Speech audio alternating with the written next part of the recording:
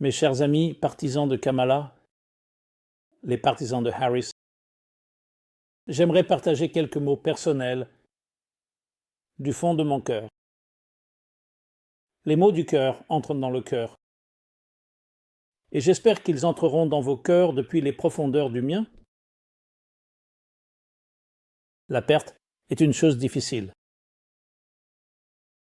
Surtout quand on est passionnément engagé dans une cause, pour une personne, pour une idéologie. Et 68 millions de personnes dans ce pays ont voté pour Kamala Harris. Et sachez que la perte et les revers peuvent faire ressortir le meilleur de vous. Cela peut aussi faire ressortir le pire de vous, parce que c'est un moment qui nous humilie et nous permet de regarder plus profondément dans nos cœurs et nos âmes l'introspection. Évidemment, certaines personnes prennent la direction opposée, accusation, colère, amertume, blâmer. Mais voici une opportunité de devenir une meilleure personne.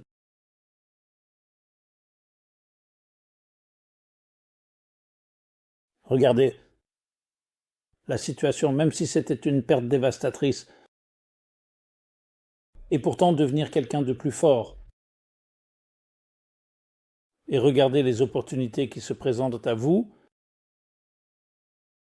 maintenant.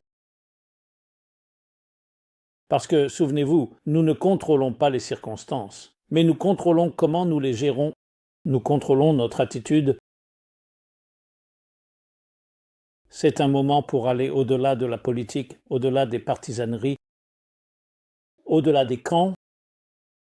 Vous pouvez ne pas aimer M à toutes, vous pouvez le détester. Mais ce n'est pas là que vous voulez concentrer votre vie. Vous ne voulez pas qu'il ou quiconque contrôle votre vie. Vous voulez contrôler votre vie? Vous avez une famille, vous avez des enfants.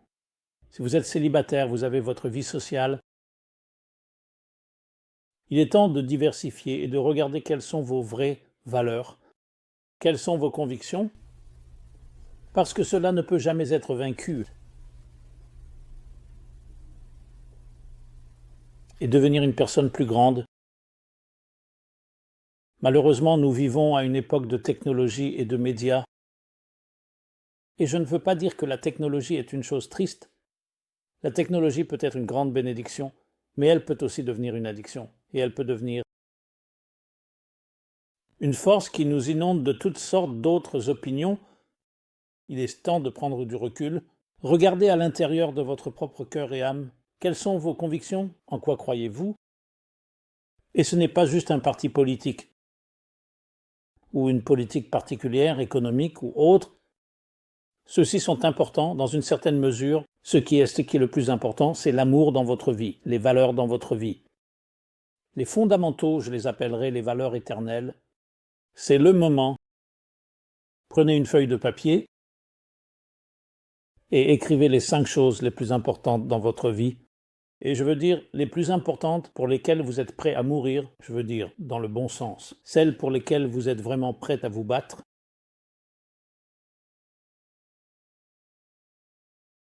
Vous ne voulez pas être défini par votre parti politique, par votre candidat, par des victoires ou des défaites, franchement.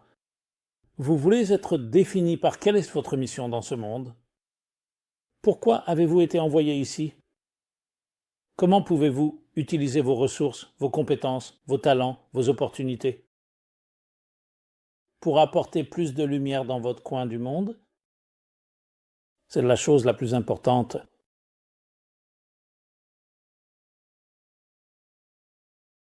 Donc, bien qu'il y ait une certaine douleur dans chaque défaite, surtout, comme je l'ai dit, pour quelque chose pour lequel vous vous battez, mais vous continuez. C'est votre victoire. Vous devenez plus fort dans le processus. Une personne plus honnête, plus sincère. Une personne plus humble.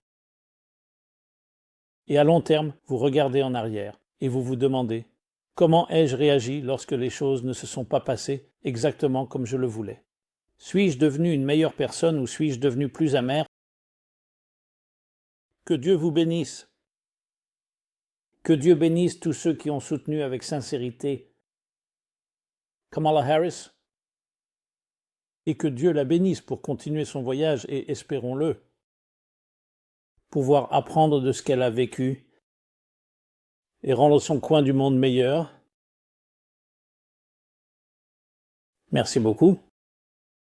C'était Simon Jacobson, meaningfullife.com, Life Center, meaningfullife.com. Si cette vidéo vous a touché, si ce message vous a touché, veuillez partager. Et j'aimerais beaucoup entendre vos commentaires et vos retours. Merci encore et que Dieu vous bénisse.